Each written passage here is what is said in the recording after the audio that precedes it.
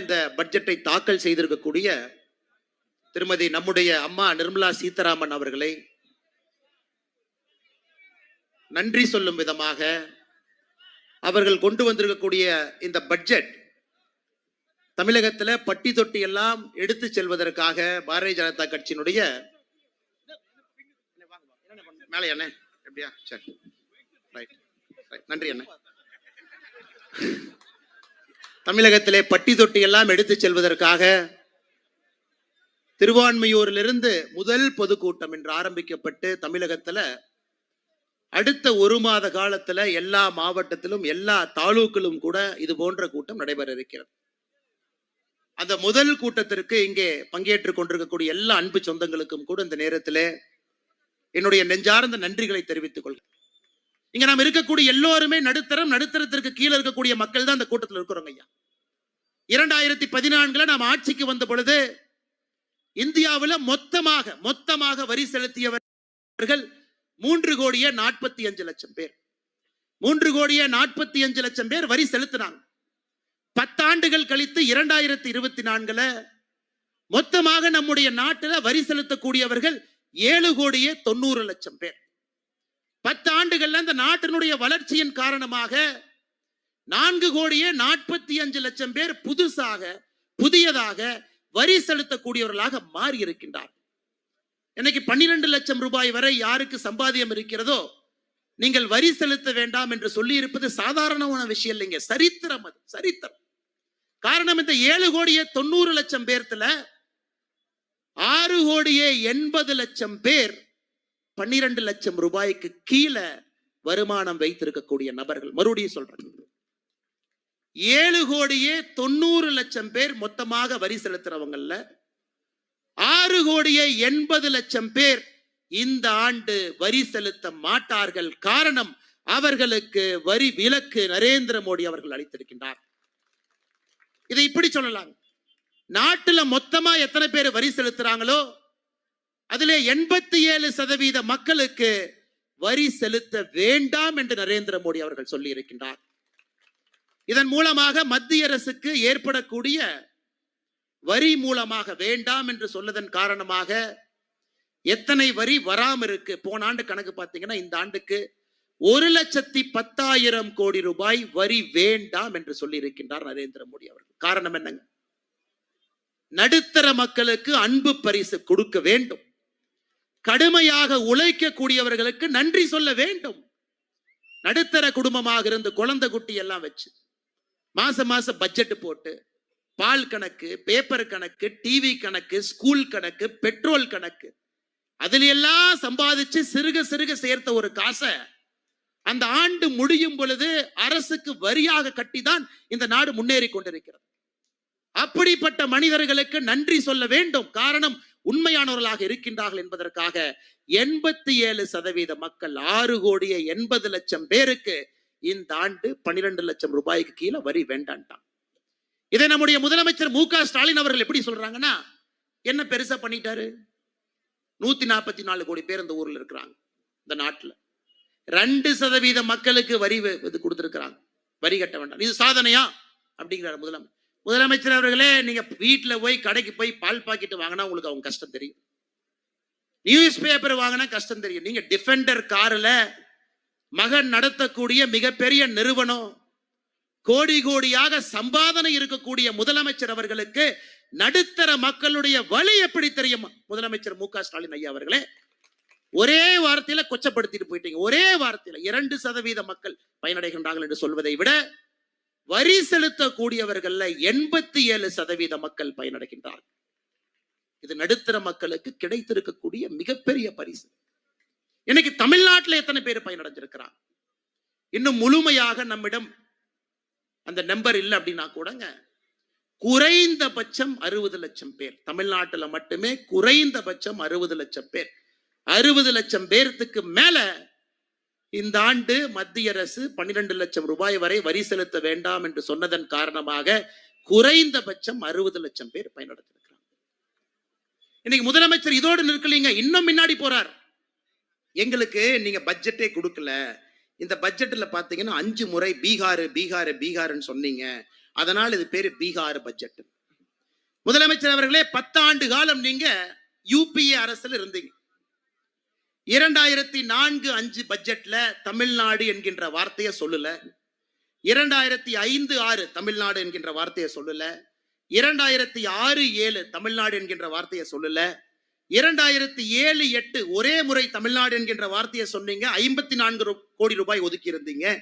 2008-9 ஒரு முறை தமிழ்நாடு என்கின்ற வார்த்தையை பயன்படுத்தினீங்க, 300 கோடி.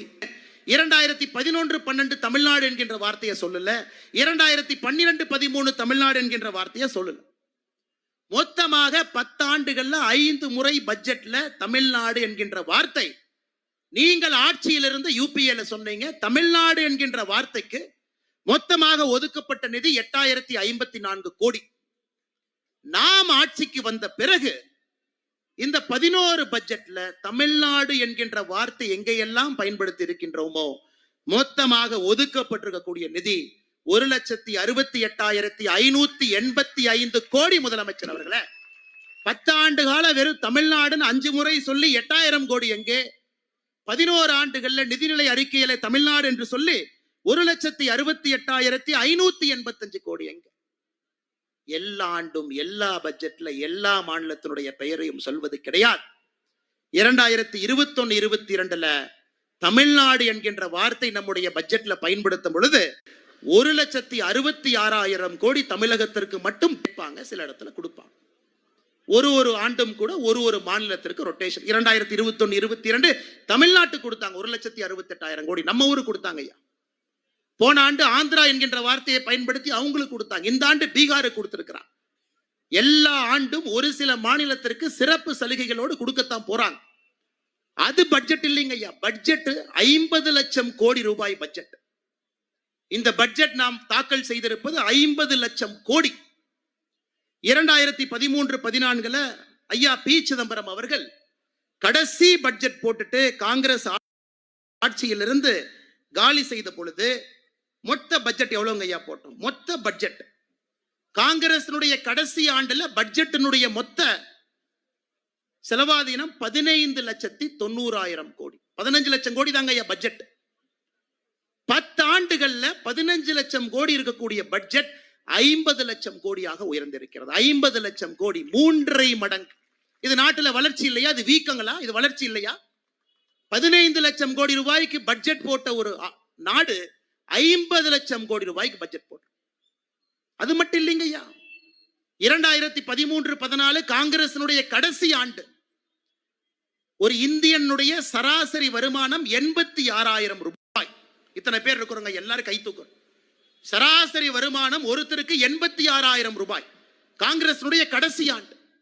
இந்த ஆண்டு பட்ஜெட்லேயே அம்மையார் நிர்மலா சீதாராமன் அவர்கள் சொல்லி இருக்கின்றார், ஒரு சராசரி இந்தியனுடைய வருமானம் 2,20,000 ரூபாய் இதற்காக உயர்த்தி இருக்கின்றோம். அதுவும் 2.5 மடங்கு. வீட்டுக்கு வெளியே வாங்க, சிவப்பு கம்பளத்துக்கு வெளியே வாங்க, வயல்வெளியிலே கான்கிரீட் ரோடு போடுவதிலிருந்து இருக்கின்றார்கள் என்பது. தமிழ்நாட்டுக்கு எதுவுமே கொடுக்கல. தமிழ்நாட்டை வஞ்சிக்கிறாங்க. ஏன் மாநிலத்தை எல்லாம் வஞ்சிக்கிறாங்க? அதுதான் மோடி அரசு மேல இருக்கக்கூடிய கோபங்கிறார் முதலமைச்சர். கடைசியாக காங்கிரஸ் அவங்க பட்ஜெட் போட்டுட்டு 2013-14 நிதி பகிர்வு, மொத்த நிதியில எவ்வளவு நிதியை மாநிலத்துக்கு கொடுத்தாங்க. நிதி பகிர்வு மொத்தமாக 5,22,000 கோடி. எல்லா மாநிலத்துக்கும் நிதி பகிர்வு 5,22,000 கோடி. இந்த ஆண்டு நிதி பகிர்வு 25,60,000 கோடி. 5 மடங்கு மாநிலத்திற்கு வரக்கூடிய நிதி பகிர்வு அதிகரிச்சிருக்கு இல்லைங்களா? 5 மடங்கு. 10 ஆண்டுகள், 75 ஆண்டுகள் சுதந்திரத்திற்கு பிறகு 5 லட்சம் கோடி கொடுத்தீங்க மாநிலத்திற்கு, எல்லா மாநிலத்துக்கும் சேர்த்து. 10 ஆண்டுகள்ல 25 லட்சம் கோடி ரூபாய் மத்திய அரசு நிதியை பகிர்ந்து எல்லா மாநிலத்துக்கும் கொடுத்து. ஏன் பொய் சொல்றீங்க? எதற்காக மேடை போட்டு மைக்கு கட்டி எதற்காக முதலமைச்சர் அவர்களை பொய் பேசுறீங்க? நீங்க மட்டும் பொய் பேசல, சுத்தி இருக்கக்கூடிய அமைச்சர்கள் எல்லாம் போட்டி போட்டு பொய் சொல்றாங்க. அதையெல்லாம் நான் பட்டியலிட்டு காட்டுறேங்க. என்னென்ன பொய் நீங்க சொல்லி இருக்கிறீங்க, எந்த இடத்துல எல்லாம் முதலமைச்சர் அவர்கள் தரம் தாழ்ந்து பொய் சொல்லி இருக்கிறார். ஒரு முதலமைச்சருடைய பதவிக்கு அது அழகா? சத்திய பிரமாணம் செய்து அரசியலமைப்பு சட்டத்தின்பால் நம்பிக்கை வைத்து ஆட்சியில் இருக்கக்கூடிய முதலமைச்சர் பொய்யான தரவுகளை கொடுக்கலாங்களா? அதையெல்லாம் அடுத்த 10 நிமிஷம் நான் சொல்றேங்க. நிதி பகிர்வு உயர்ந்திருக்கிறது, பட்ஜெட் மொத்தமாக உயர்ந்திருக்கிறது, ஒரு தனி மனிதனுடைய வருமானம் உயர்ந்திருக்கிறது, நாடு உயர்ந்திருக்கிறது. இதுல மோடி அவர்கள் 87% நடுத்தர மக்களுக்கு நீங்க வரியே கட்ட வேண்டாம், நான் பார்த்துக் கொள்கின்றேன் இந்த நாட்டை. யோசிச்சு பாரு, 90 லட்சம் பேர் வரி கட்டி இந்த நாட்டை நடத்துறாங்க. யோசிச்சு பாரு. அது முதலமைச்சர் அவர்களே நன்றா புரிஞ்சுக்குங்க.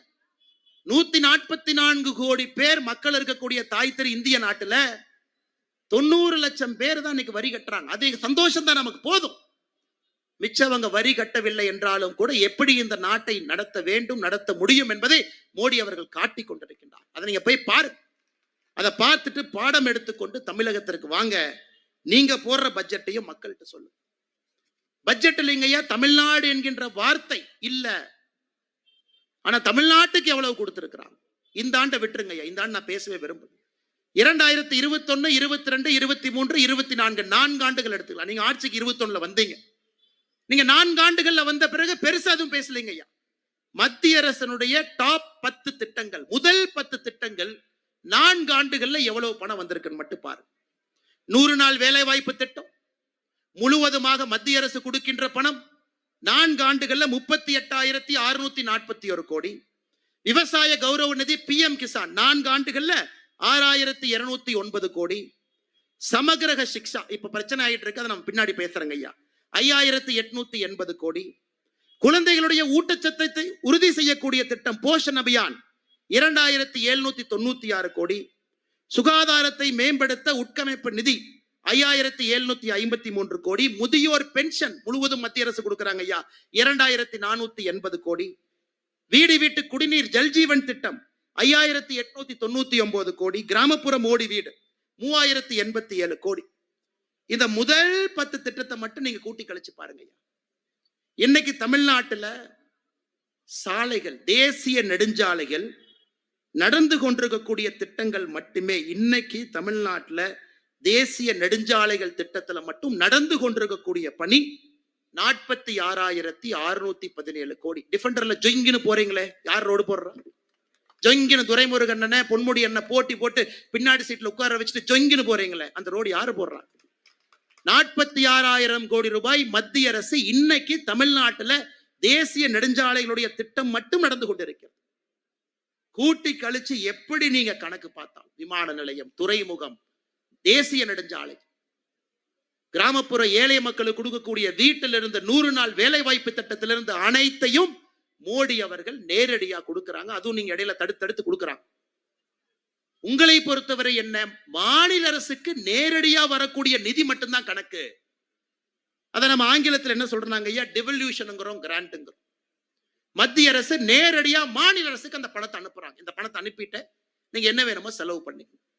அது தமிழகத்திற்கு கடந்த 4 ஆண்டுகள்ல மட்டுமே டெவல்யூஷனாக 1,73,000 கோடி, கிராண்டாக 91,000 கோடி, மொத்தமாக 2,64,000 கோடி பணமா உங்களுக்கு வந்திருக்கு. இன்னைக்கு முதலமைச்சருக்கு இதான் பிரச்சனை. அது எப்படி 100 நாள் வேலை திட்டத்துக்கு நீங்க கொடுக்கலாம்? அது எங்ககிட்ட கொடுங்க, நாங்க கொடுப்போம். அது எப்படி மோடி வீடு கட்டுற திட்டத்துக்கு நீங்க கொடுக்கலாம்? எங்ககிட்ட கொடுங்க, நாங்க கொடுப்போம். நேரடியாக உங்களுக்கு வரக்கூடிய பணத்தை மட்டும் கணக்கு போட்டு இவ்வளவு வரி கொடுக்கிறோம், இவ்வளவு வரி திருப்பி கொடுக்குறீங்க. இத்தனை வேலைகள் மோடி செய்யறார். ரோடு போடுறார், விமான நிலையம் கட்டுறார், துறைமுகம் கட்டுறார், வீடு கட்டி கொடுக்கிறார், வீட்டுக்கு தண்ணீர் குழாயிலே கொண்டு வந்து கொடுக்கிறார். இது எல்லாம் தமிழக மக்களுடைய வரி பணம் திரும்ப நமக்கு வருதுங்க ஐயா. கொடுப்பது எல்லாம் திரும்ப வருது. சிலது நேரடியா மாநில அரசுக்கு வருது, சிலது மத்திய அரசு திட்டங்கள் மூலமாக வருது. ஆனா வருது. இதையெல்லாம் தாண்டி பாருங்க, மத்திய அரசு நம்ம வட்டி கடன் நடத்துறோம். முதலமைச்சர் சொல்றார், மத்திய அரசு நீங்க வட்டி கடன் நடத்துறீங்க, இதெல்லாம் வட்டி வாங்கிட்டாங்க ஐயா, கொடுக்கிறோம். நேரடியா உங்களுக்கு 2,64,000 கோடி நிதி பகிர்வு கடந்த 4 ஆண்டுகள்ல, அதுக்கு வட்டியா திரும்ப வந்திருக்கு. ஒரு ஏழை எளிய ஒரு மனிதனுக்கு வீடு கட்டி கொடுத்தா அது வட்டிங்களா? நேரடியா மோடி கட்டி கொடுக்கிறார். ஒரு விவசாயிக்கு நேரடியாக வங்கி கணக்கு பணம் அனுப்பிச்சா வட்டியா? மோடி அவர்கள் இதையும் தாண்டி சொல்றாரு, மாநில அரசுக்கு வட்டி இல்லா கடனா இவ்வளவு கொடுக்கிறோம். 50 ஆண்டுகள் வச்சுக்கங்க, வட்டி கொடுக்காதீங்க. இந்த ஆண்டு 1,50,000 கோடி ஒதுக்கி இருக்கிறாங்க மாநிலத்திற்கு. இதையும் தாண்டி உங்களுடைய உள்கட்டமைப்பு வசதிக்கு இந்த பணத்தை எடுத்துக்கங்க. இது மத்திய அரசுடைய பணம், நாங்க உங்களுக்கு கொடுக்கிறோம். வட்டியே கொடுக்காதீங்க, 50 வருஷம் கழிச்சு அசலை திருப்பி கொடுங்க, உட்கட்டமைப்பை மேம்படுத்துங்க என்பதற்காக கொடுக்கக்கூடிய பணத்தை என்ன சொல்றாருன்னா மத்திய அரசு வட்டி கடை நடத்துறாங்க. அதனால்தான் நான் சொன்னேன், முதலமைச்சர் அவர்களே ஒரு மாநிலத்தை பொய் பிரச்சாரம் மேடையிலே பொய் பேச ஆரம்பித்தால் எப்படிங்க ஏன் நாம உண்மை பேசி மக்கள்கிட்ட அதை எடுத்துட்டு போறது? முதலமைச்சரே பேசுறாங்க, வேற யாரு பேசினா கூட பரவாயில்ல. அதனாலதான் முதலமைச்சர் சொல்வதையே திரும்ப அவருக்கு சொல்றேன், ஐயா பொய் சொன்னாலும் பொருந்த சொல்லுங்க போக்கித்த பசங்களே. அவருக்கு மரியாதை கொடுத்து அன்போடு சொல்லுகின்றேன், பொய் சொன்னாலும் கொஞ்சம் பொருந்த சொல்லுங்க ஐயா. மைக் இருக்கு, வாய் இருக்கு என்பதற்காக எது உங்களுக்கு வந்தாலும் தயவு செஞ்சு சொல்லாது.